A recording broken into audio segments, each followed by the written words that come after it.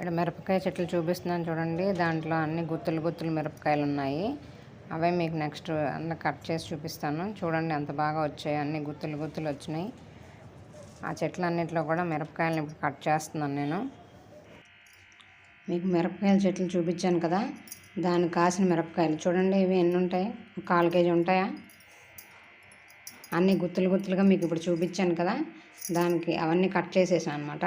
అవన్నీ కట్ చేస్తే ఎన్ని వచ్చినాయి మిరపకాయలు. అలాగే ఇవి మిరపకాయల చెట్లు వెనకాల తమలపాకు చెట్లు కూడా ఉన్నాయి.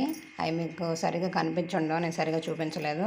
చూడండి ఎంత పెద్ద పెద్ద ఆకులు వచ్చినాయో, తమలపాకులు లేతగా ఉన్నాయి.